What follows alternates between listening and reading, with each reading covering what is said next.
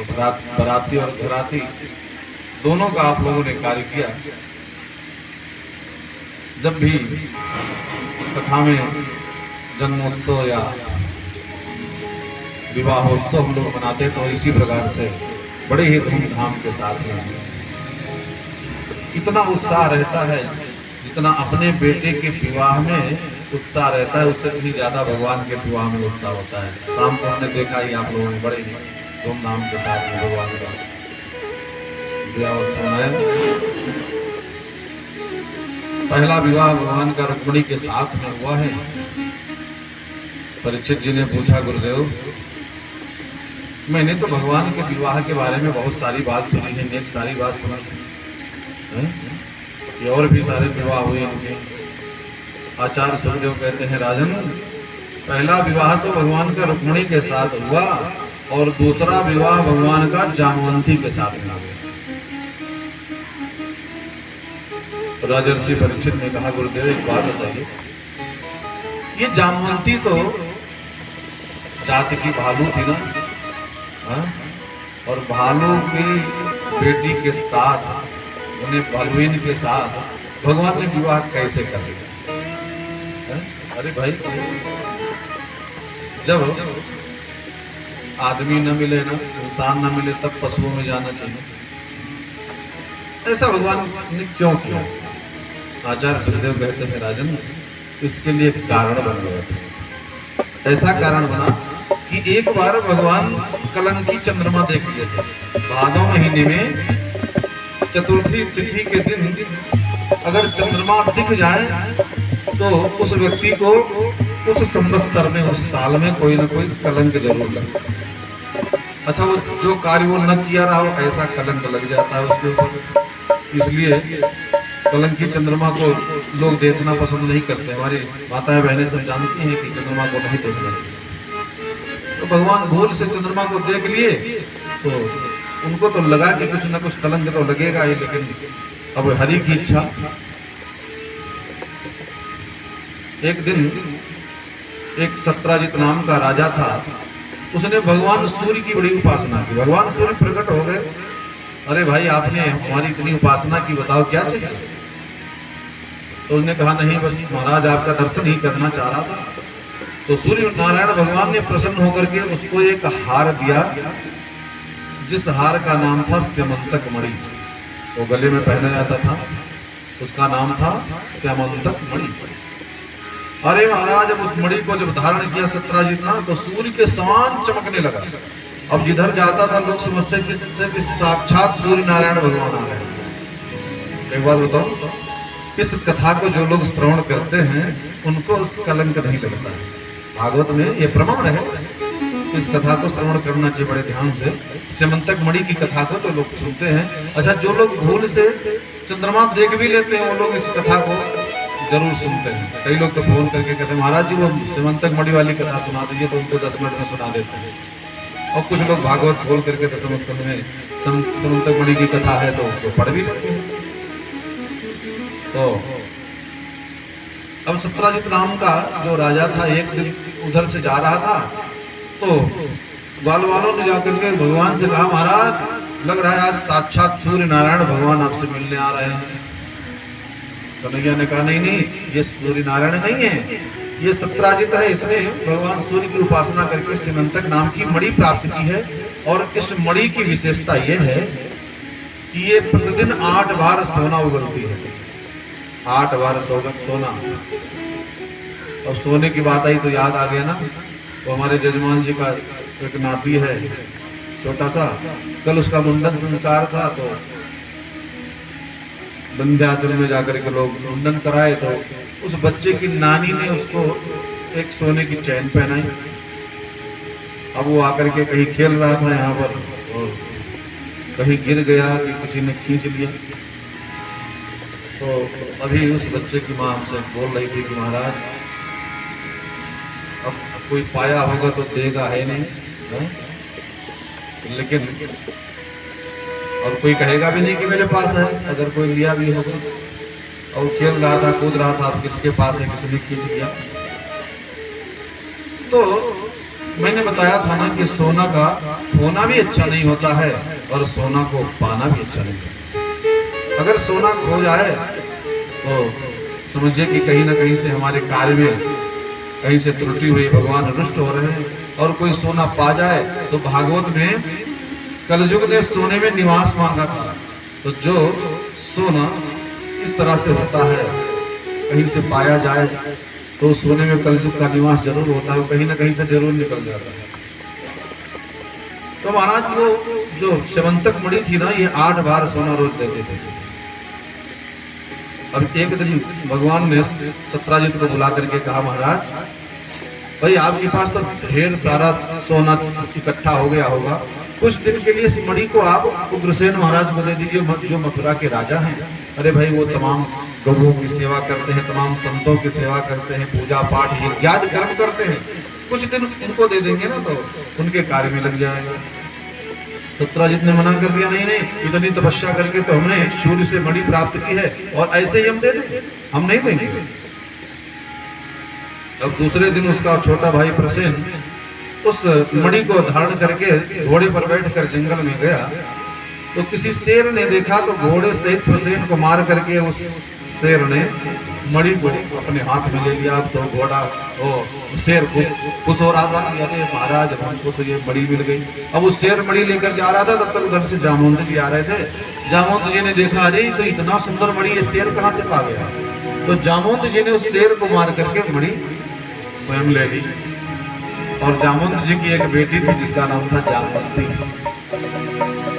मणि को ले जाकर के जामवंत जी ने अपनी बेटी को दिया, बेटी ये मैं तुम्हारे लिए लाया हूँ। अरे महाराज जामवंत ने जब मणि को पाया तो उछाल उछाल करके खूब खेलती और खूब आनंद से मगन हो गई। उसने कहा, वाह पिताजी आपने तो हमको बहुत अच्छी चीज ला करके दी।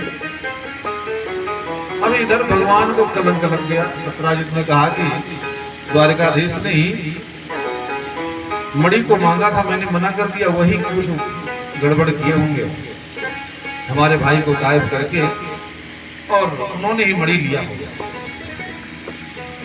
चारों तरफ चर्चा चलने लगी कि भैया द्वारकाधीश भगवान के पास तो सब कुछ है, उन्होंने ऐसा क्यों किया क्यों। तो भगवान ने कुछ बूढ़े बुजुर्गों को इकट्ठा करके और जंगल में गए। वहां पर देखिए तो जो सत्राजित का भाई था प्रसेन वहां पर पड़ा था, घोड़ा भी उधर मरा पड़ा था और वहीं से एक शेर के पैर का निशान था। अब शेर के पद के निशान को देखते देखते लोग आगे बढ़े तो वहां पर शेर भी मरा पड़ा था। वहां से एक भालू के पैर के निशान था और उस भालू के पैर का निशान देखते देखते आगे बढ़े तो एक गुफा में जाकर के वो खत्म होता था। भगवान ने वहीं पर सब लोगों को रोक दिया, गुफा में आप लोग मत जाओ, गड़बड़ हो सकता है। और भगवान द्वारकाधीश उस गुफा में प्रवेश कर गए तो वहां गए, देखिए महाराज और वो जामवंती छम छम छम छम लेकर के उसको खेल रही थी। भगवान बोले कि यही तो है जिसने हमको कलंक दिलाया, लाओ लाओ लाओ जल्दी से। जैसे उस मणि को हाथ में लिए ना, तब तक जोर से चिल्लाई। जामवंती जोर से चिल्लाने लगी, अरे पिताजी हमको बचाओ, हमारा मणि लेने दे। जामवंत जी दौड़ करके आए और द्वारकाधीश भगवान से युद्ध प्रारंभ कर दिया। और ये युद्ध कोई 1 घंटा 2 घंटा 1 दिन 2 दिन नहीं चला, पूरा 17 दिन तक लगातार भगवान ने जामवंत जी से युद्ध किया। युद्ध करते करते कन्हैया ने एक मुष्टि का प्रहार किया है जामवंत जी मूर्छित हो गए। और कुछ देर के बाद में जब इनकी मूर्छा छुटी तो उठ करके बैठ गए, पहचान गए कि यही तो हमारे भगवान है। तो क्या है ना, रामावतार में जब भगवान राम सबको विदा कर रहे थे तो सभी जितने साथ में थे, बंदर भालू जो उनके सहयोग में थे ना, सबको भगवान कुछ न कुछ वरदान दे रहे थे। लेकिन जब जामवंत जी का नंबर आया तो जामवंत जी ने कहा, प्रभु हमको वरदान कुछ नहीं चाहिए, लेकिन हमारे टक्कर का कोई योद्धा हमको मिला नहीं लंका में। अरे 2-3 योद्धा थे वहाँ, रावण था, कुंभकर्ण था, मेघनाथ था, जिसको आप लोगों ने मार दिया। अब छोटे मोटे राक्षस, अब वो सब हमारे बाहों में खुजली हो रही थी और हमारे बाहों की खुजली मिटी नहीं है। तो भगवान राम ने कहा तो चाहिए क्या। जामवंत जी ने कहा, मेरा मन करता है आप ही आइए, आप ही से 2-2 हाथ हो जाए और थोड़ा सा हमारी भी संतुष्टि हो जाए। हाँ जो लोग लड़ने वाले पहलवान होते हैं ना, उनके बाहों में खुजली होती है। हाँ, और जो लोग घूमने वाले लोग होते हैं ना, उनके पैरों में खुजली होती है, जब तक कहीं जाएंगे नहीं तब तक। हाँ, और जो लोग चटक मटक खाने के प्रेमी होंगे ना, हाँ, उनके जिह्वा में खुजली होने लगती है कि जब तक जा करके कुछ, हाँ, फुल्की और पिज्जा बर्गर और डोसा ये सब खाएंगे ना, तब तक खुजली मचती रहेगी। तो इसी तरह से लगभग सारी चीजें हैं। तो महाराज जामवंत जी को उनके मन में ऐसी भावना थी कि हम थोड़ा सा युद्ध करें। तो भगवान राम ने कहा, देखो ये मेरा मर्यादा पुरुषोत्तम का अवतार है, और मर्यादा में सेवक और स्वामी का युद्ध ये संभव नहीं है। लेकिन अगली बार जब हम लीला पुरुषोत्तम बन करके आएंगे, कृष्ण अवतार में आएंगे, तब ये तुम्हारी इच्छा जरूर पूर्ण करेंगे। तो जामवंत जी ने कहा, महाराज तुम आपको पहचानेंगे कैसे? तो राम जी ने कहा कि जब 17 दिन के बाद में आपको एक मुष्टिक का प्रहार हम करेंगे, मूर्छित हो जाओगे, तो समझना कि ही हमारे राम जी हैं। विमल कमल नेत्रम विस्फुरन नीलगात्रम तपन कुल पवित्रम दानवध्वं समित्रम भुवन कुल चरित्रम भूमि पुत्री कलत्रम अमित गुण समुद्रम श्री रामचंद्रम नमामि। जामवंत जी चरण पकड़ करके कहने लगे, सरकार मैं आपको पहचान तो गया, लेकिन आप हमारी बेटी के हाथ से मणि ले जाना चाहते हैं। आप ही बताइए, कोई व्यक्ति अगर अपने बेटी को ले आकर के कोई वस्तु दे दे, उसके बाद में उसकी कितनी भी गरीबी क्यों ना आ जाए, तो ये नहीं सोचेगा कि हम अपनी बेटी से उस वस्तु को वापस लें। आपने अपनी बेटी को दहेज में कुछ दे दिया, दान में कुछ दे दिया, और फिर आवश्यकता पड़ी तो जाकर के आप मांग नहीं सकते हो। जामवंत जी ने कहा, मैंने इस मणि को लाकर के अपनी बेटी को दिया है, और बेटी से हम वापस नहीं मांग सकते महाराज। भगवान ने कहा, देखो जामवंत जी हमको ले तो जाना पड़ेगा, क्योंकि हमारे ऊपर कलंक है। तो जामवंत जी ने कहा, ठीक है महाराज, एक बीच का रास्ता निकाल लेते हैं। ऐसा करते हैं कि हमने तो अपने बेटी को दे ही दिया है, तो आप हमारी बेटी को स्वीकार कर लीजिए, और दहेज में ये मणि साथ में ले जाइए। बोलिए द्वारिकाधीश भगवान की। भगवान ने कहा, लो कर लो। अब एक पत्नी तो घर में विवाह कल हुआ ही था रुक्मणी के साथ, और दूसरी पत्नी ये भी बन करके आ गई जामवंत जी। अब दो पत्नी हो गई। अभी भाई एक के बाद में तो और भगवान के अलावा और दूसरे की हिम्मत नहीं झेलना है आज के युग में। तो हाँ, वो क्या था ना कि एक सेठ जी थे, उन्होंने गलती से 2 विवाह कर लिया था, और 2 विवाह किए। तो एक ऊपर रहती थी, एक नीचे रहती थी। तो सेठ जी 15 दिन ऊपर रहते थे, 15 दिन नीचे रहते थे। और एक बार क्या हुआ कि वो कहीं चले गए अपने व्यवसाय कार्य के लिए बाहर, और वहां से जब आए तो नीचे वाली ने कहा, तो भाई हमारा नंबर आ गया, अब तो हम आज भोजन बनाएंगे, हमारे यहाँ हमारे पति रहेंगे। ऊपर वाली ने कहा, नहीं अभी हमारा 3 दिन बाकी था, 3 दिन पहले ही चले गए थे। ऊपर वाली ने कहा, नहीं हम यहाँ भोजन बना रहे हैं। नीचे वाली ने कहा, नहीं हम यहाँ भोजन बना रहे हैं। अब सेठ जी बेचारे बैठे सोच रहे थे क्या करें, ऊपर जाए कि नीचे जाए। ऊपर वाली ने कहा, नहीं हमारा 3 दिन भी पूरा हो जाएगा तब नीचे जाना। तो सेठ जी बेचारे सीढ़ी चढ़ने लगे ऊपर जाने के लिए। अच्छा, उसी दिन एक चोर आया था उनके घर, और वो सीढ़ी के नीचे बैठ गया था कि अभी जब लोग सो जाएंगे तो हम चोरी करके सारा सामान लेकर चले जाएंगे। वो चोर बेचारा देख रहा था, रात काफी हो गई इसी झगड़ा लड़ाई के बीच में। अंत में सेठ जी ने निर्णय किया, चलो कोई बात नहीं, और ऊपर ही जाकर के 3 दिन और रह लेते, उनका पूरा हो जाता है तब यहाँ नीचे रहते। और जैसे सीढ़ी चढ़ने लगे ना, 4-5-6 सीढ़ी चढ़े थे, तब तक नीचे वाली वो किचन में थी, भोजन बना रही, दौड़ करके आई, गई आप ऊपर नहीं जा सकते, पैर पकड़ करके नीचे खींचा, 4 सीढ़ी नीचे खींच करके लेकर आई। अरे महाराज, तब तक ऊपर वाली कही, नहीं आप नीचे नहीं जा सकते हैं। वो दौड़ करके आई तो कुछ मिला नहीं, तो बाल आया उनके हाथ में, तो बाल पकड़ करके 4 सीढ़ी ऊपर खींचती थी, और नीचे वाली 4 सीढ़ी नीचे। अब इसी चक्कर में 11 बजे रात से 3 बज गए। अब बेचारे कह रहे, भाई छोड़ो, तो वो 4 सीढ़ी नीचे लावे, वो 4 सीढ़ी ऊपर खींच कर। वो चोर बेचारा नहीं रहा गया उससे, वो भूल गया कि हम चोरी करने आए थे। सेठ जी की दुर्दशा देख करके दौड़ा, अरे क्या कर रही हो तुम लोग, मार डालोगे क्या उनको? अब तीनों एक तरफ हो गए। अरे भैया हम लोग आपस में लड़ाई कर रहे हैं, तू कौन है? चारों तरफ से दरवाजा बंद है, तू कब आ गया? तो उसने कहा हम तो चोर थे, आए थे चोरी करने, लेकिन आपकी दुर्दशा देख करके हम भूल गए कि चोरी करने आए थे। अब तीनों लोग पकड़ करके उसको राजा के पास ले गए। तो पहले के राजा महाराजा लोग कुछ इसी तरह से दंड देते थे, जो आदमी को स्वीकार नहीं होता था, जिस दंड से लोग दूर भागते थे, ऐसा ही दंड देते थे। तो लेकर गए तो राजा ने कहा बताओ कौन सा दंड दिया जाए तुमको? तुम चोरी करने गए थे? कहा हाँ सरकार गए थे। कौन सा दंड दिया जाए? तो उसने कहा सरकार सब दंड देना हमको स्वीकार है, लेकिन दो पत्नी का पति हमको मत बनाना, बोले गोविंद भगवान की। लेकिन ये सामर्थ्य तो केवल भगवान में ही है। भगवान ने पहला विवाह किया रुक्मिणी के साथ और दूसरा विवाह उनका हुआ जामवंती के साथ। लेकिन जब वो मणि लेकर के भगवान गए ना सत्राजित राजा को देने, तो सत्राजित राजा लज्जित हो गया, भगवान के सामने हाथ जोड़ करके कहने लगा सरकार आप हमको क्षमा कर दीजिए। भगवान ने कहा भाई क्षमा तो कर दिए। सत्राजित ने कहा लेकिन हम कैसे माने कि आप हमको क्षमा किए? भगवान ने कहा भाई हम कैसे दिखावें, हम तुमको क्षमा कर दिए। सत्राजित ने कहा नहीं, हम तब मानेंगे कि आप हमको क्षमा किए जब हमारी सत्यभामा नाम की जो बेटी है ना उसके साथ आप विवाह करोगे, तब हम मानेंगे। बोले गोविंद भगवान की। भगवान ने कहा लो कर लो बात। और जब भगवान के जितने विवाह हुए ना, कहीं ऐसा नहीं हुआ कि अपने मर्जी से घर वाले जाकर के देख आए हों, बरच्छा कराए हों, तिलक समारोह हुआ हो, विवाह समारोह, ऐसे सब गड़बड़े झाला वाला हुआ। कल हमने आपको बताया ना कि रुक्मिणी जी ने पत्र लिखा, वो पहुंच गए, ले आए, विवाह कर लिए।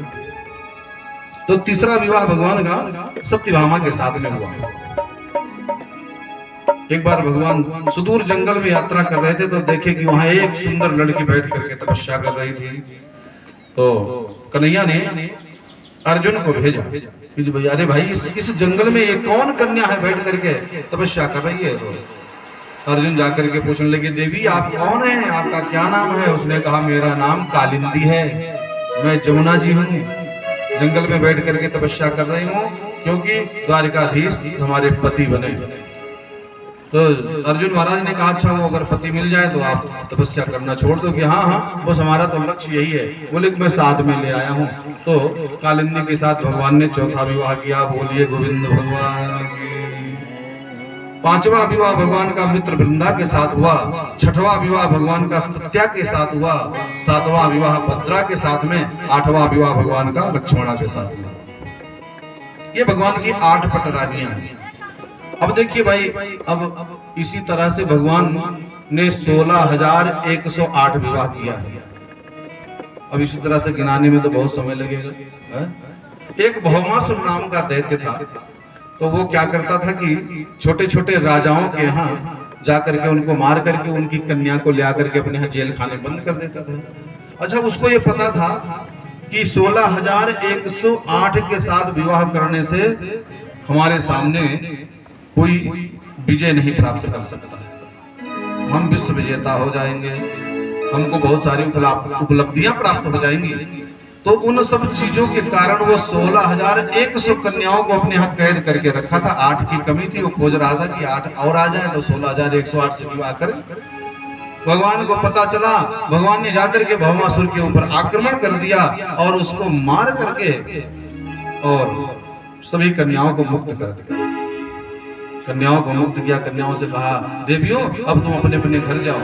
उन सभी कन्याओं ने हाथ जोड़ करके कन्हैया से कहा महाराज अब हम कहाँ जाएं? अरे भाई हमारे राज्यपाट को तो इसने ध्वंस कर दिया, हमारे पिताजी को इसने मार दिया, और हम अब कहाँ जाएं, किसके सहारे जाएं? अब तो हमारा संसार में कोई नहीं है। भगवान ने कहा लो कर लो बात। दरबार में बंसी वाले के दुख दर्द मिटाए जाते हैं। दरबार में बंसी वाले के दुख दर्द मिटाए जाते हैं।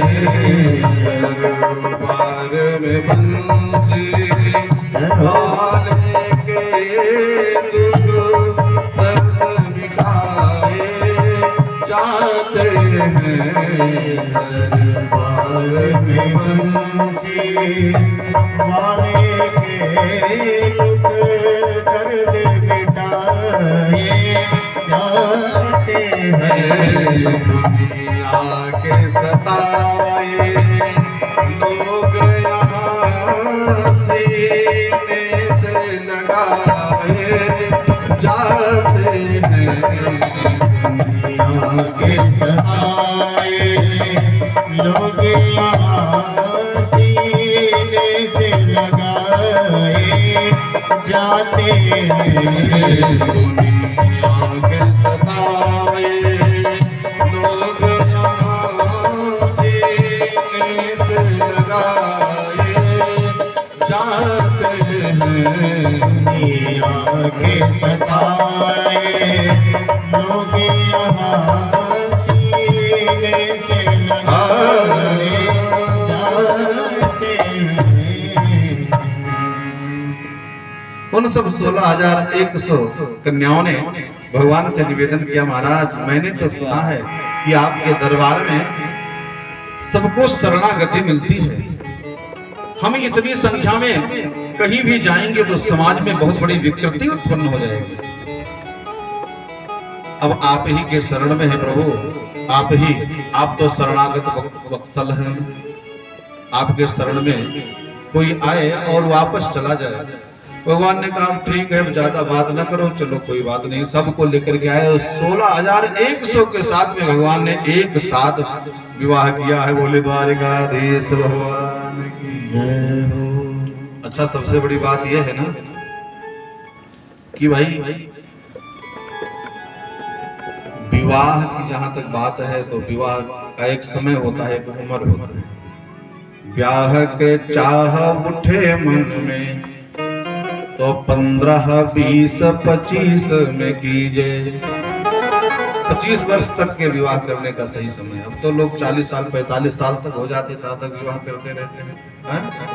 हाँ, एक महात्मा जी थे ना, वो कमंडल उंडल लेकर के जा रहे थे तो देखे कि रास्ते में एक दूल्हे राजा घोड़े पर बैठ करके खूब बढ़िया चारों तरफ से बज रहे थे गाजे बाजे, और दूल्हे राजा घोड़े पर बैठ करके जा रहे थे, लोग नाच रहे थे, गा रहे थे। तो महाराज महात्मा जी ने कहा हमने बहुत बड़ी भूल की जो हमने विवाह नहीं किया। देखो तो कितने ठाठ हैं दूल्हे राजा के। ये नहीं समझे कि खाली ठाठ आज ही हैं, आज के बाद लाठ ही लाठ रहेगा, ठाठ सब खत्म हो जाएगा। तो महात्मा जी ने मन में सोचा कि हमको तो विवाह कर ही लेना चाहिए, हमने विवाह न करके बहुत बड़ी गलती की। अब जा रहे थे, गर्मी का महीना था, तो एक कुआं था, कुएं के पास चबूतरा बना था और वहीं बरगद का पेड़ था, थोड़ी छाया थी, वहां पर महात्मा जी बैठ गए, थोड़ा सा विश्राम करके तब आगे बढ़े। भाई महात्मा लोग तो चलते रहते, यहाँ से वहां, वहां से वहां, स्थिर। तो अब बैठ गए तो दूर से चल करके आए थे, थोड़ा थकान भी लगा था, तो महात्मा जी को अपना झोला जो था ना वो अपने सिर के नीचे लगा कर सो गए। और सोए जैसे महाराज तो इतना बढ़िया सपना देखने लगे। क्या देखे कि हमारा तो विवाह हो गया है, 4-5 बच्चे भी हो गए हमारे, और मैं अपने बेडरूम में सोया हूँ। सपने में तो बेडरूम में सोए थे और वो तो वहां चबूतरे पर सोए थे। लेकिन ये छोटा वाला जो हमारा बच्चा है ना बहुत शरारती है। छोटे बच्चे जो होते हैं ना शरारत करते हैं। अब वो कहीं खेल रहा था धूल मिट्टी में, वहां से कूदता फांदता आया और सबको कूदते फांदते हमारे पास पहुंच गया। और हम थे और पहुंचा, कहा पिताजी थोड़ा सा उधर खिसक चलिए ना। अरे उधर भैया है, इधर दीदी है, उधर मम्मी है, थोड़ा उधर खिसक चलिए, हमको बैठने दीजिए। तो हम थोड़ा सा खिसक लिए, महात्मा जी थोड़ा खिसक लिए, बैठ गया। पिताजी थोड़ा और खिसकिए ना, उधर कम जगह है थोड़ा सा, तो दोबारा महात्मा जी खिसक लिए। अरे पिताजी थोड़ा और खिसकिए, हमको लेटना भी है। तो तीसरी बार सपने में महात्मा जी ऐसा खिसकिए ना कि जाकर कुएं में गिर पड़े। बोले गोविंद भगवान की। अरे जोर से लगे चिल्लाने, गांव वाले इकट्ठा हुए। अरे महाराज क्या हुआ? अरे भाई पहले कुआं में से निकालो। रस्सी से बांध करके लोगों ने महात्मा जी को कुआं में से निकाल कर बाहर किया। और बाहर महात्मा जी निकले ना तो कान पकड़ के उठा बैठक लगा रहे थे। लोगों ने कहा ये क्या हुआ? बोले कि जब सपने का विवाह हमको कुएं में ढकेल सकता है तो सही सही विवाह करेंगे तो पता नहीं कि जहन्नुम में भेज देगा, इसलिए हमको विवाह नहीं करना है, शादी कैंसिल। तो लेकिन जिनके अंदर सामर्थ्य है 16,108 भगवान के सिवा और कौन कर सकता है। और भगवान ने 16,108 रानियों के अलग अलग भगवान ने महल बनवाए, नहीं कि एक में ले जाकर के भर दे। हाँ, किसी पता ही नहीं कि कौन खाई कौन पी कौन क्या हो, सबके अलग अलग भगवान ने महल बनवाए। और एक बार नारद जी महाराज भगवान की गृहस्थी देखने के लिए आए।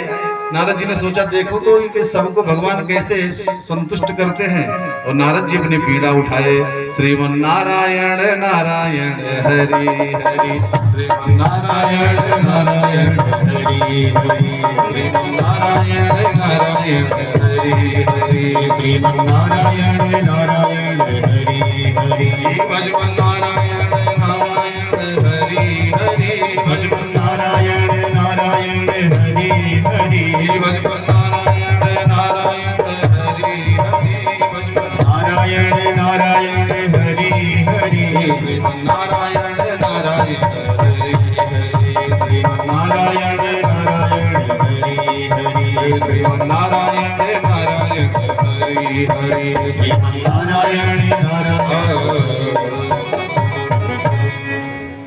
नारद जी आए तो सबसे पहले नारद जी रुक्मणी के महल में गए, सबसे आगे वही था। तो वहां पर भगवान शयन कर रहे थे। नारद जी ने प्रणाम करके आगे बढ़ा तो जामवंती के महल में गए तो भगवान वहां बैठ करके खेल रहे थे। उसी समय नारद जी सत्यभामा के महल में गए तो वहां भगवान भोजन कर रहे थे। नारद जी जहां जहां गए वहां पर भगवान उनको मिले। 16,108 महल में भगवान उतने रूप धारण करके और सब रानियों को भगवान संतुष्ट किए। और सभी रानियों से भगवान ने 10-10 बेटा और एक बेटी पैदा की। बोले गोविंद भगवान की। अब गुणा लगा लेना 16,108 गुणे। और यही नहीं, अरे भाई बेटा तो ये भी और बेटा एक बेटे के भी बेटे, उनके बेटे, इस तरह से करते करते 56 करोड़ की संख्या हो गई। हाँ, 56 करोड़ जदवंशी भगवान का परिवार इतना विस्तार कर गया।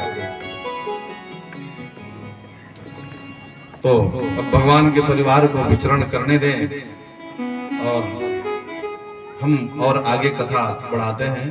भगवान के बचपन की एक सखा है जिनका नाम है सुदामा। बाल सखा है।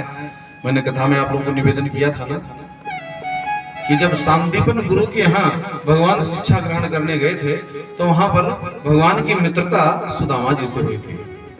सुदामा जी के बारे में जब सुखदेव जी बोलना शुरू किए ना तो सुखदेव जी कहते हैं कि कृष्णस्यासि सखा कश्चित।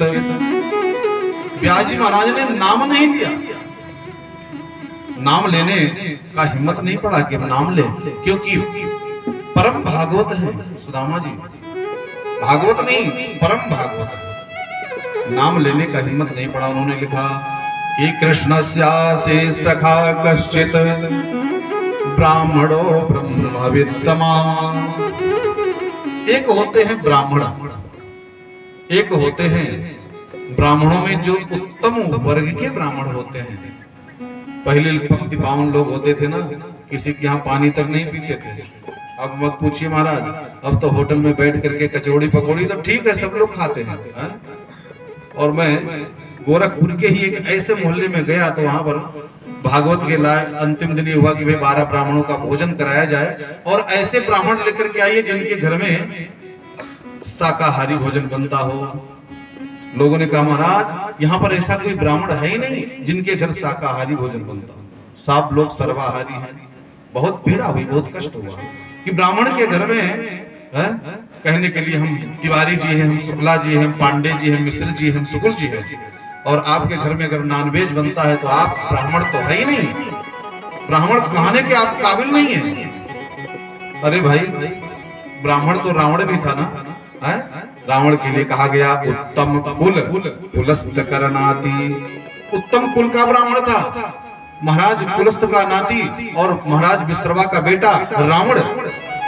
लेकिन आज रावण का पुतला क्यों लोग जलाते हैं साल में? इसलिए क्योंकि उसका रहन सहन, उसका खान पान राक्षसी हो गया था, उसकी प्रवृत्ति राक्षसी हो गई थी, इसलिए तो उसको लोग राक्षस कहते थे। तो आजकल जो लोग, जो ब्राह्मण सर्वाहारी होकर के बैठे हुए हैं, अपने आप को शुक्ल तिवारी मिश्रा शुक्ला कह रहे हैं ना, वो किसी राक्षस से कम नहीं है। ब्राह्मण का लक्षण है कि उनके माथे पर तिलक हो, सिर में शिखा हो, कंधे पर यज्ञोपवीत हो, हाथों में कलावा हो, और गायत्री उपासक हो। ठीक है, हमने बड़े बड़े IAS IPS अधिकारियों को देखा है जो शालिग्राम भगवान को साथ लेकर के चलते हैं। भगवान ने आपको विभूतियां दी हैं, भगवान ने आपको सामर्थ्य दिया है, आपको संपत्ति दिया है, इसका मतलब ये नहीं कि आप भगवान को भूल जाओ।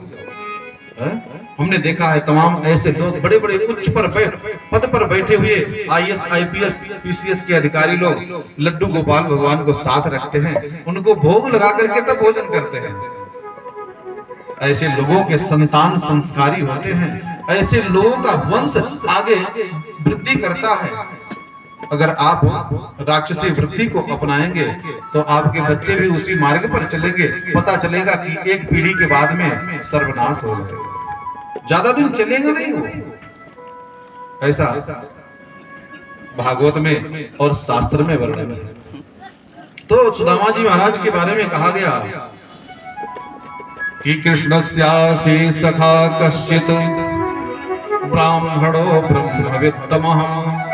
जो ब्राह्मणों में उत्तम वर्ग के ब्राह्मण हैं ऐसे हैं सुदामा जी। और विरक्त इंद्रियार्थेषु, जो एकदम विरक्त हैं।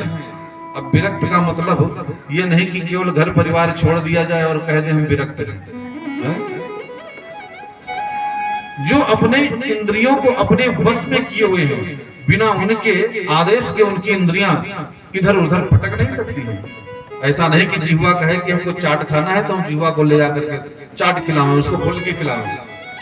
कान कहे कि हमको अश्लील गाना सुनना है तो कान में लीड लगा करके उसको अश्लील गाना सुनाना शुरू कर दे। नेत्र कहे कि हमको बस बढ़िया बस देखना है, अश्लील पिक्चर देखना है तो उसको दिखाना शुरू कर दे। जिनकी इंद्रियां उनके बस में हैं, जो जब चाहते हैं, जिस इंद्रिय को चाहते हैं तब वो इंद्रिय काम करते हैं। विरक्त इंद्रियार्थेषु और प्रशांत आत्मा। देखिए, एक होता है शांत और एक होता है प्रशांत, दो शब्द है। तो जो व्यक्ति शांत होता है वो तो कभी भी अशांत हो जाता है, लेकिन जो प्रशांत होता है वो कभी अशांत नहीं होता। शांत व्यक्ति अशांत कभी भी हो सकता है, लेकिन प्रशांत अशांत नहीं हो सकता है। तो व्यास जी महाराज सुदामा जी लिखे कहते हैं कि प्रशांत आत्मा जितेंद्रियः। और इनकी स्थिति क्या हो गई थी? एक बार मैंने बताया था ना, किसी ने पूछा था बाबा एकादशी कब है? तो उन्होंने कहा कि 1 माह दुई पाख में दुई एकादशी होए, लेकिन हमरे घरे तो भाई जी रोज एकादशी हो। एक महीना बीत जाता है, हमारे बच्चों को दोनों टाइम दोनों समय भोजन नहीं मिलता है। एक सप्ताह तक हमारी पत्नी केवल पानी पी करके अपने और अपने बच्चों का पालन करती है। एक बार सुशीला ने, सुदामा जी की पत्नी का नाम सुशीला थी, सुशीला ने सुदामा जी से कहा, स्वामी आप एक बार द्वारिका चले जाइए ना, मैंने सुना है कि द्वारिकाधीश आपके मित्र हैं। सुदामा जी ने कहा, ना देवी ना, कन्हैया हमसे छोटा है और मैं जाकर के उसके यहाँ याचना करूं कि हमको कुछ धन दे दो, ऐसा कदापि नहीं हो सकता। हम मरना स्वीकार करेंगे लेकिन वहां जाकर के याचना नहीं करेंगे। तो महाराज सुशीला मजबूर हो गई। लेकिन एक दिन जब सुशीला ने देखा कि हमारा छोटा बेटा भूख के, लगता है कि भूख के कारण मर जाएगा 1-2 दिन में, तब सुशीला आकर के सुदामा जी के सामने हाथ जोड़कर कहने लगी, स्वामी मैंने सुना है कि द्वारकाधीश का दर्शन करने से क्लेश कटते हैं, दरिद्रता दूर होती है, दुख दूर हो जाता है। एक बार जाओ द्वारकाधीश का दर्शन करके आओ ना। तब सुदामा जी तैयार हुए। अच्छा, सबसे बड़ी बात है ना, सुदामा जी जब घर से निकले तो इनको ये भी पता नहीं था कि ये द्वारिकापुरी है किधर और कितना दूर है। घर से निकले तो चल दिए, किसी से पूछते हैं भैया द्वारिकापुरी किधर है। जो लोग जिधर उंगली उठा देते हैं उधर ही शाम तक चले जाते हैं। शाम को पता चलता है कि नहीं नहीं, ये तो इधर आप गलत आ गए बाबा, आपको तो उधर जाना चाहिए। फिर वहां से चलना शुरू करते हैं। किसी गांव में अगर भंडारा होता है, कथा भागवत होता है, तो जाकर के वहां भोजन कर लेते हैं। या किसी के द्वार पर किसी को दया आ जाती है तो सुदामा जी को भोजन दे देते, नहीं तो ऐसे पानी पी करके सो जाते हैं।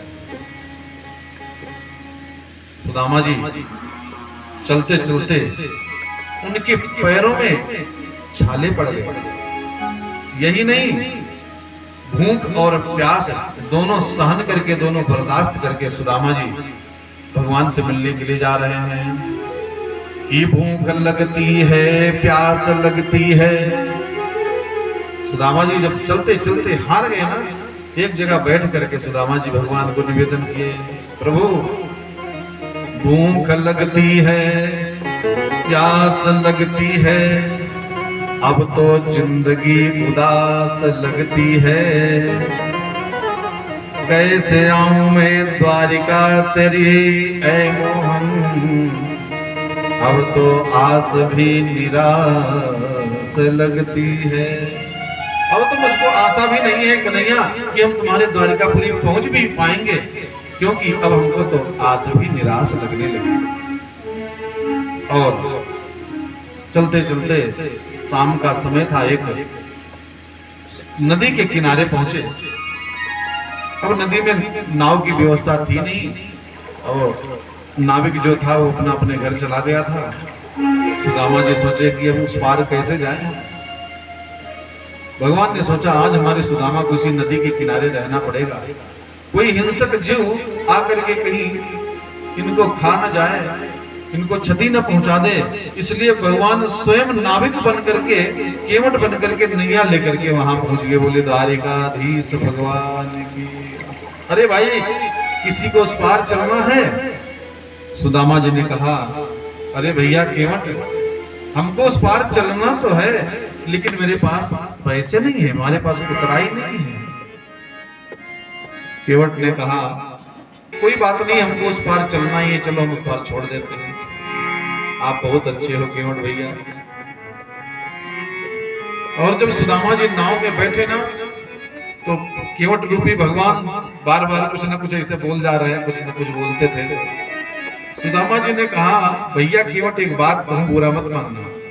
जब तुम हंसते हो ना, तो हमको ऐसा लगता है कि हमारा कन्हैया हंस रहा है, क्योंकि ठीक तुम्हारे तरह से मेरा कन्हैया हंसता था।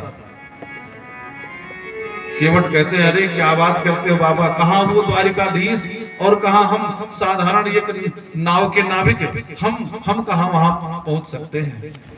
लेकिन वो तो भगवान ही थे ना। और जब उस पार ले जाकर के केवट ने छोड़ा है सुदामा को, तो वहां से चलना शुरू किए। आगे जंगल का रास्ता था, जंगल में ठोकर लगता है, सुदामा जी गिर जाते हैं, उठकर फिर खड़े होकर के चलना शुरू करते हैं। चलते चलते चलते चलते एक बार तो ऐसा ठोकर लगा कि सुदामा जी गिरे जमीन पर और वहीं पर मूर्छित हो गए, बेहोश हो गए। भगवान को नहीं रहा गया। भगवान ने कहा, सुदामा को बहुत पीड़ा हो रही, बहुत कष्ट हो रहा है। तो भगवान वहां से आए और सुदामा को उठाए और ले जाकर के द्वारिका के एक गली में ले जाकर के उनको लिटा दिए। बोले गोविंद भगवान की। अब भगवान की तरफ चलना तो शुरू करो, हम तो खड़े हैं यहीं, पता नहीं क्या होगा। अपने मन में तमाम प्रकार के वहां को लेते हैं, पता नहीं क्या होगा, पता नहीं क्या, अपने मन से सारी बात सोच लेते हैं। लेकिन एक बार आप आगे तक तो कदम बढ़ाओ, भगवान अगर आपके हाथ को पकड़ करके अपने तरफ न खींच ले तो कहना। और सुदामा जी जब सुबह नींद इनकी खुली ना, तो देखे चारों तरफ चहल पहल। उन्होंने कहा, भैया हम तो किसी जंगल में गिरे थे, यहाँ कैसे आ गए? चलो कोई दयालु हमको लाकर यहाँ छोड़ दिया होगा।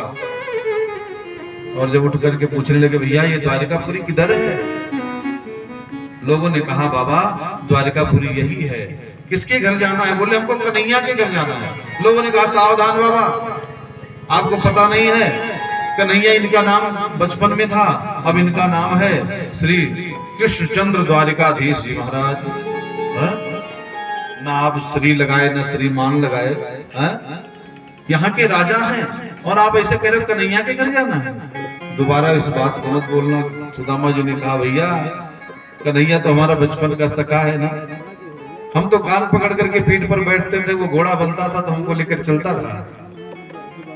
लोगों ने कहा पता नहीं कहां से पागल बाबा आ गए हैं?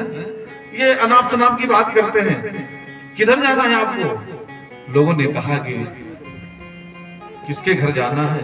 उन्होंने कहा ठीक है भैया, हमको द्वारिकाधीश का घर बता दो। एक बुजुर्ग ने कहा देखो बाबा, आप जिस जगह खड़े हो ना, यहाँ से चारों तरफ रास्ता है, ये चौराहा, जहां से चारों तरफ के रास्ते होते हैं उसको चौराहा। चौराहे पर आप खड़े हैं, यहाँ से कोई भी रास्ता आप पकड़ लोगे तो वो रास्ता आपको सीधे द्वारिकाधीश के द्वार तक पहुंचाएगा। ये चौराहा क्या है? हम लोग भी चौराहे पर खड़े हैं और उस चौराहे पर कोई भी मार्ग पकड़ ले तो वो सीधे भगवान के पास तक ले जाता है। एक रास्ता है जिस रास्ते का नाम है नाम रास्ता। भगवान का नाम जप करके भगवान के द्वार तक पहुंच जाओ। दूसरे रास्ते का नाम है रूप रास्ता।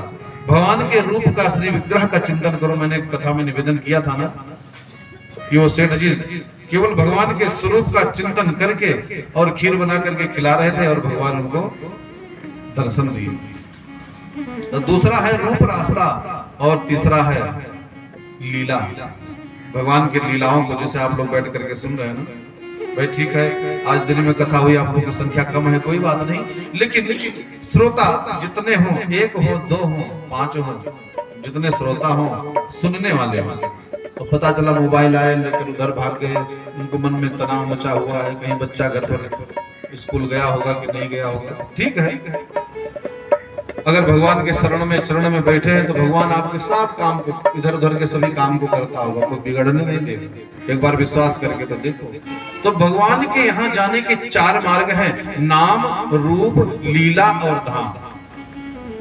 और हम सब लोग इस चौराहे पर खड़े हैं। अगर हम नाम रूपी रास्ता पकड़ेंगे तो नाम जप करके भगवान के पास पहुंच जाएंगे। कल जुग केवल नाम आधारा, सुमिर सुमिर नर उतरहि पारा। कल जुग केवल नाम आधारा, सुमिर सुमिर नर उतरहि पारा। कल जुग केवल नाम आधारा, सुमिर सुमिर नर उतरहि पारा। कल जुग केवल सुमिर नर उतरहि पारा। जुग केवल नाम आधारा, सुमिर सुमिर नर उतरहि पारा। युग केवल नाम आधारा, सुमिर सुमिर नर उतरहि पारा। कलयुग में केवल एक भगवान का नाम ही तो आधार है, उसी का स्मरण कर करके और सब लोग उस पार जाते हैं। कलयुग जोगन यज्ञ ज्ञाना, एक आधार राम गुण गाना। तो जो नाम रूपी रास्ता है सबसे सरल रास्ता है, सबसे सरल मार्ग भगवान के यहाँ जाने के लिए नाम रूपी मार्ग है। और अगर हम नाम रूपी मार्ग को अगर पकड़ लेना, बस केवल नाम का स्मरण करते रहे, सीताराम सीताराम सीताराम, और ये महामंत्र है। भगवान के पास जाने से कोई नहीं रोक सकता है। और हमारे मार्ग में जितने अड़चन पड़ेंगे सभी प्रकार के अड़चन भी दूर हो जाएंगे। और इससे आगे अगर बढ़ना चाहें तो भगवान के रूप का, भगवान के स्वरूप का, श्री विग्रह का चिंतन करो। और श्री विग्रह का चिंतन करने से भगवान का साक्षात्कार हो जाएगा एक दिन। और तीसरी बात है लीला। लीला को सुनिए, लीला को देखिए, लीला को पढ़िए, उसका चिंतन करिए। ये भगवान के पास जाने का तीसरा रास्ता है। और चौथा रास्ता है धाम। अयोध्या, मथुरा, काशी, पुष्करम च, प्रयागम च, काशी, गोदावरी। अलग अलग धाम में जाकर के भगवान के यहाँ उनके तीर्थ स्थानों का दर्शन करिए, तब भी भगवान की प्राप्ति हो जाती है। तो सुदामा जी नाम रास्ते पर खड़े हैं और नाम रूपी रास्ते को पकड़ करके धीरे धीरे भगवान के द्वार पर पहुंच गए। अब देखिए यहाँ पर हमने देखा है कुछ जो लोग नाटक दिखाते हैं, कुछ लोग लीला इत्यादि में सुदामा जी की बड़ी दुर्दशा करते हैं, घर घर जाकर के भीख मंगवाते हैं। लेकिन सुदामा जी 3 घर केवल भिक्षाटन करते थे, केवल 3 घर जाते थे भिक्षा मांगने, चौथे घर जाते ही नहीं थे। अगर मिलता था तो सही, नहीं मिलता था तो सही। भिक्षा का भी नियम है, अब ऐसे थोड़ा है कि लाइन से मांगते चले जाएं, केवल 3 घर भिक्षा कर मांगते थे। और सुदामा जी जब द्वार पर पहुंचे हैं, द्वारपालों ने जाकर के भगवान को निवेदन किया, महाराज द्वार पर कोई ब्राह्मण आए हैं, आपको पूछ रहे हैं। द्वारिकाधीश भगवान दौड़ लगा दिए, दौड़ते हुए पहुंचे और सुदामा जी को अंकों से भर लिए, ले जाकर के अपने गद्दी पर भगवान ने बैठाया, अपने सिंहासन पर बैठाया है। और मैंने कल निवेदन किया था ना कि जब घर पर कोई ब्राह्मण आवे, घर पर कोई संत आवे, कोई विद्वान आवे, कोई महापुरुष आवे, तो पैर जरूर धोना चाहिए। अब यहाँ की परंपरा तो मैंने नहीं देखा, लेकिन मैंने देखा है कलकत्ता भी जाकर मैंने देखा है, दिल्ली भी जाकर देखा है। अभी मैं चंडीगढ़ गया था, तो मैं जो वहां पर पहुंचा तो वहां पर देखे कि वहां उनके घर की जो बहू थी ना, वो थाले में पानी भर करके एकदम द्वार पर ही बैठी। महाराज इसमें आप पैर रख लीजिए, और पैर धुल करके तब अंदर प्रवेश हुआ। तो चरण जरूर धोना चाहिए, और चरण धो करके घर में छिड़क दीजिए, आपके घर का सब अलाय बलाय खत्म हो जाएगा। भगवान ने क्या किया, जब सुदामा जी आए ना, तो भगवान ने जब सुदामा की स्थिति को देखा, तो देखी सुदामा की दीन दशा। सुदामा की उस हालत को देख करके भगवान किस प्रकार से रोए। देखी सुदामा की दीन दशा, करुणा करके करुणा निधि रोए। और जो पैर धोने के लिए भगवान ने परात मंगवाया था ना, पानी भर करके, तो पानी परात न हाथ छुयो, नयनन के जल से पग धोए।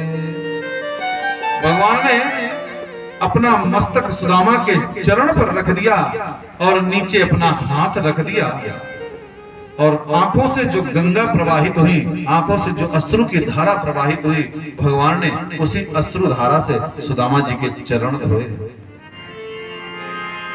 हमारे दामोदर दास जी है ना, एक भजन बहुत बढ़िया गाते हैं कि राधा ने जितना कन्हैया के लिए नहीं रोया था, उससे कहीं ज्यादा कन्हैया ने सुदामा के लिए रोया।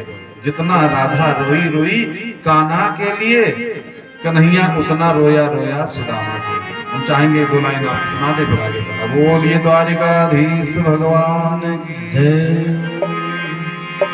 जितना राधा रोई रोई जय हो। कान्हा के लिए, कन्हैया उतना रोया रोया है सुदामा के लिए। कन्हैया उतना रोया रोया है सुदामा के लिए।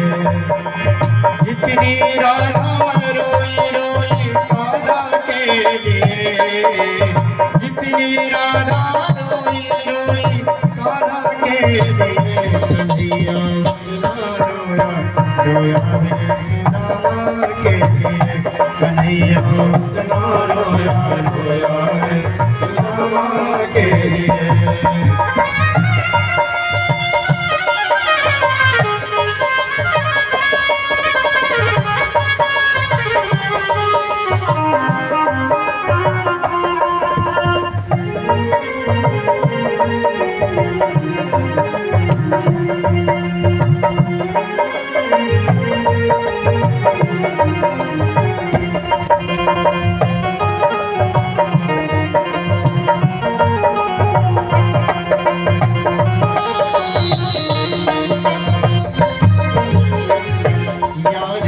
हालत देखी उसकी हालत पे रोया, यार की हालत देखी उसकी हालत पे रोया, यार के आगे अपनी शान शौकत पे रोया, यार के आगे अपनी शान शौकत पे रोया।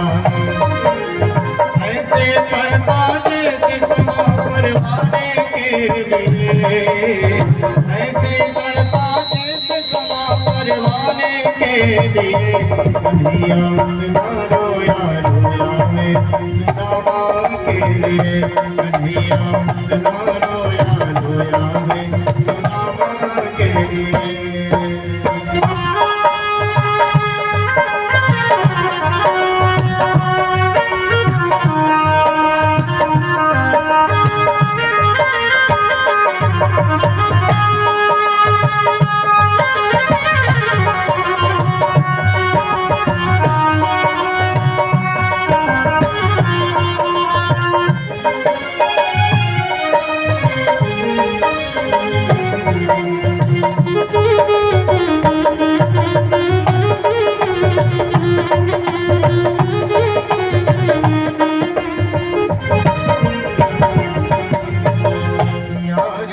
लगा गले दे बाह भर भर के रोया, यार को लगा गले दे बाह भर भर के रोया, और अपने बचपन को याद कर कर के रोया, और अपने बचपन को याद कर कर के रोया।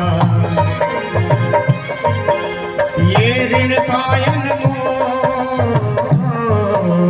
ये ऋण कायन मोल श्याम दीवाना के लिए, कन्हैया उतना रोया रोया है सुदामा के लिए, कन्हैया उतना रोया रोया है सुदामा के लिए।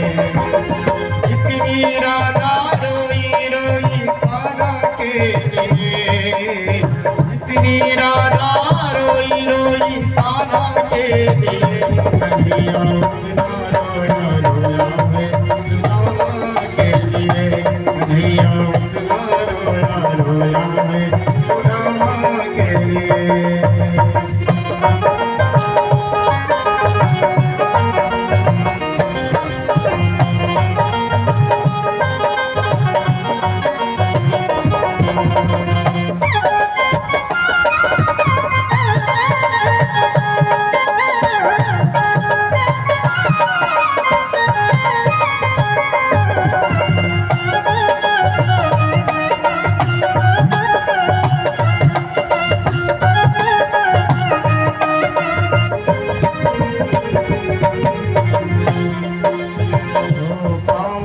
छाले देखे दुख के मारे रोया, आम के छाले देखे दुख के मारे रोया, आम धोने के खातिर उसी के मारे रोया, आम धोने के खातिर उसी के मारे रोया।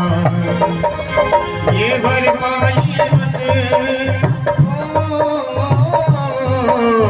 ये भरपाई बस हर जाना के लिए, कन्हैया उतना रोया रोया है सुदामा के लिए, कन्हैया उतना रोया रोया है सुदामा के लिए। जितनी राधा रोई रोई कान्हा के लिए, जितनी राधा रोई रोई कान्हा के लिए, कन्हैया उतना रोया रोया है सुदामा के लिए, कन्हैया उतना रोया रोया है सुदामा के लिए, कन्हैया उतना रोया रोया है सुदामा के लिए। बोलिए द्वारिकाधीश भगवान की जय हो। भगवान ने कुछ इस प्रकार से रोया है। जब सीटी लिया करे तो बेस डाल दिया करो, बेस बढ़ा दिया सभी रानियों को भगवान सीटी ने लिया करे तो बेस बढ़ा आदेश दिया किया करो। कि आकर के इनका चरण स्पर्श कर ले। अब महाराज 4 किलोमीटर लंबी लाइन लगती है। अब आकर के पैर छू करके सब प्रणाम करती है। तो जो कुलीन स्त्रियां होती हैं, संस्कारवान स्त्रियां होती हैं, वो जो पैर छूती हैं तो पैर दबा करके पैर छूती हैं। और सुदामा जी के पैर में तो पहले से छाले पड़े थे। अब जो ही उसको छुए तो 1 2 4 10 20 50 100 लाइन लगी है। सुदामा जी ने कहा कन्हैया ये सब अपनी है।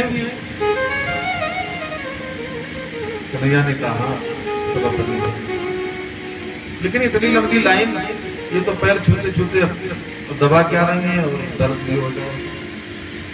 भगवान ने कहा कि भाई अब जब सारी हैं तो उनको तो पैर छूना ही है। सुदामा जी ने कहा अच्छा कन्हैया ऐसा है कि सबके तरफ से तो ही पैर छू ले और हम सबको एक साथ आशीर्वाद दे देंगे। भगवान ने कहा भगवान और भगवान ने प्रणाम किया है।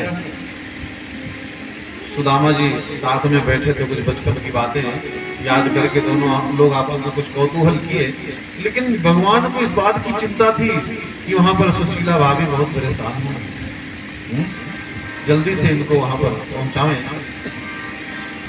तो ज्यादा दिन वहां पर सुदामा को रुकने भी नहीं दिए। एक बार सुदामा जी कहे कन्हैया जाना है तो कहा हाँ ठीक है जाइए। लोग अपने घर कहते हैं ना कि थोड़ा 2-4 दिन आप रुकिए।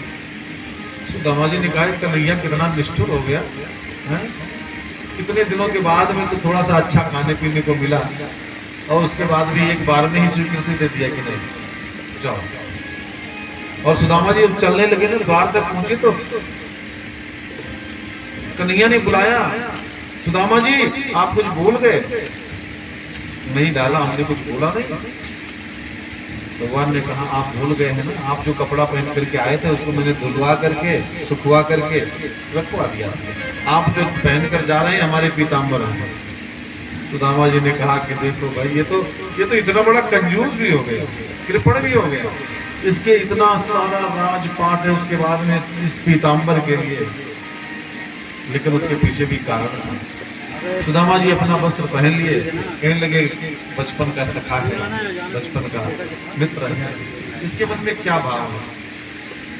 और सुशीला कहती थी ना कि चले जाओ वहां पर और हमारे दुख दरिद्र है, तो कुछ दिया भी नहीं, एक पीताम्बर मैं पहना था उसको भी ले लिया। अब सुदामा जी को क्या पता कि रातों रात घर पर पार्सल हो गया। और वहां पर लक्ष्मी जी स्वयं जाकर के और सुदामा जी की कुटिया जहाँ पर थी ना वहाँ पर महल बनवा दी, सभी प्रकार के राजा जैसे ठाट बाट वहाँ पर व्यवस्था होता। और सुदामा जी जब वहाँ पहुंचे तो सुशीला ने बुलाया, महाराज आइए, भगवान की कृपा से हम लोग अब जो है धनी हो गए, हम लोग संपन्न हो गए। सुदामा जी महल में प्रवेश करने लगे तो उनको याद आ गई भगवान की बात। उन्होंने कहा कि चलते समय मेरा कन्हैया ने कहा था कि जो वस्त्र पहन करके आए थे वो वस्त्र पहन करके जाओ। सुशीला को महलों की जरूरत थी, सुशीला को धन दौलत की जरूरत थी, उनको मिल गया, लेकिन हम इस महल में नहीं जाएंगे। और सुदामा जी उस महल में नहीं प्रवेश किए, महल के बाहर ही छोटी सी कुटिया बना करके वहीं भगवान का भजन करके वहीं अपना पूरा जीवन बिता दिया। इस प्रकार से सूक्ष्म मैंने आपको सुदामा चरित्र निवेदन किया। आगे वर्णाश्रम की व्यवस्था है भागवत में, क्योंकि समय अभाव भी है, धीरे धीरे घड़ी 12 के आगे भी घड़ी बता रही है। तो वर्णाश्रम की व्यवस्था है और भूतोपाख्यान की कथा है, 24 गुरुओं की कथा है। दत्तात्रेय भगवान ने अपने जीवन में 24 गुरु बनाए। देखो भाई, जब तक गुरु मिले नहीं सांचा तब तक गुरु करो 10 माचा, ये तो पुराना नियम है। तो दत्तात्रेय भगवान ने 24 गुरु बनाए और ऐसे ऐसे गुरु जिनको आप सोच भी नहीं सकते। हाँ, कोई विद्वान नहीं, उन्होंने सबसे पहले पृथ्वी को गुरु बनाया। पृथ्वी वायुराकाशौ आपो अग्निश्चंद्रमा रवि। पृथ्वी को गुरु बनाया, वायु को गुरु बनाया। पृथ्वी को क्यों गुरु बनाया? क्योंकि पृथ्वी सहनशील हो, चाहे आप खो दिए, चाहे गंदगी करिए, चाहे चंदन चढ़ाइए, पृथ्वी जैसा धैर्य वाले धैर्य है। वायु को गुरु बनाया कि भाई चाहे कोई गंदगी करे, चाहे कोई सुगंधित चीज डाले, वो वायु सबको अपने को मिला ले। आकाश को गुरु बनाया कि आकाश जैसा गंभीर होना चाहिए। अग्नि को गुरु बनाया, अग्नि में चाहे आप घी डालिए चाहे मिर्चा डालिए, सबको अग्नि समेट करके अपने में स्वीकार कर लेते हैं। जय जय श्री राम। टाइम याद नहीं रहेगा। श्री राम। तो कबूतर को गुरु बनाया है, अजगर को गुरु बनाया है। अजगर करे न चाकरी, पंछी करे न का, दास मलोका कही गए सबके दातारा। इस प्रकार से दत्तात्रेय भगवान ने 24 गुरु बनाए हैं। अंत में आचार्य सुखदेव जी परीक्षित को अंतिम उपदेश दिए हैं। अंतिम उपदेश के बाद आचार्य सुखदेव कहते हैं, राजन अब बताइए, आपको सर्प के काटने से भय है? आपको मृत्यु से भय है? परीक्षित कहते हैं, गुरुदेव मृत्यु तो होती ही नहीं है, क्योंकि हमारे अंदर जो ये आत्मा है ना, आत्मा तो अजर अमर है। नैनम चंदंत शस्त्राणी नैनम दहत पाओ। अरे भाई, जिस प्रकार से आप एक तोता अपने घर पर पाले और वो पिंजड़ा जिसमें आप तोता रखे हैं ना, वो पिंजड़ा पुराना हो गया, तो आपने क्या किया कि उस पिंजड़े को हटा दिया, दूसरा नया पिंजड़ा ला करके तोते को उसमें बंद कर दिया। या आप जो वस्त्र